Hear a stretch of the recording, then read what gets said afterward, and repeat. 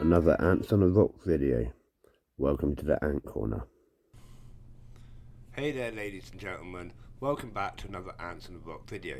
Today it's just a quick one. I'm going to show you what's been happening earlier on in the week. So I woke up early one morning and the queen of my Messor Barbarus had left her test tube. All the workers were going nuts, and usually with Messor Barbarus, if the queen leaves the test tube, this is a bad thing. It means she's probably going to die.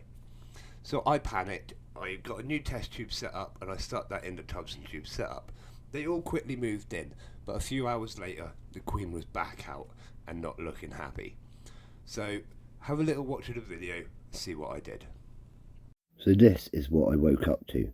The queen out of the test tube and wandering around in the outworld. This is not good. And this is even after I put in this new test tube to see if they wanted to move into that one. So I put this in first thing this morning, and they did move in, but then the queen was back out. So it was time for drastic measures. Having the queen of Messor Barbarus wander around the outworld, from my experience, normally means that she's really stressed and she might die. Let's get her moved. So I quickly set this up in one of those Ants Canada outworld thingy-majiggers. I forget what they're called, but they're quite cool. Little bit of an awkward shape, but I made it into a naturalistic setup. So I filled it with the usual stuff, little drainage layer, some carbon, my own soil mix, and some sand, and some mosses, driftwood, and a few pebbles just to make it look pretty. I think it looks really nice, so let me know what you think in the comments below. After a minute or so, I was able to entice the queen and a couple of workers into the test tube, and I moved them straight across. The rest of them I started moving across with cotton wool, as this doesn't really hurt the ants when you press them onto it, they just kind of stick to it. So I can do that and then flick them off into the outworld section, as you can see here. And I think they're looking quite happy, so let's get some seeds in there as well. Messor Barbarus, being one of the seed harvesting ants, require a nice supply of seeds. Now, I do manage to flick it in a minute, and as you can see, I'm knocking the camera. It's in a sort of awkward shelf for me to get to with my big hands, but it's all good.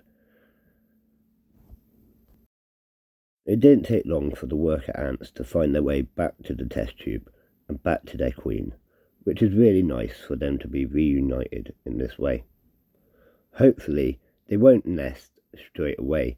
They'll live in that test tube until they have slightly larger numbers and a nice food store again, because I got rid of all of the food that they had stored up, all of the seeds that they had collected, absolutely anything that could have been contaminated or causing an issue for them had to go. All that was transferred was the new test tube that I made this morning and the ants. Everything else has been cleaned and replaced or got rid of completely. I'm just trying to cover all bases really, as I really can't tell you why they left the test tube in this way, but to me, like I said earlier, it's not a good sign. From personal experience and speaking to other people owning Messor Barbarus, normally if the queen is in the outworld, she's gonna die, or it's not a good sign at all. Messor Barbarus hate the light. So if you want to follow this colony's story as they progress in their new home, smash that subscribe button and click the little bell icon too. That'll do me a massive favour.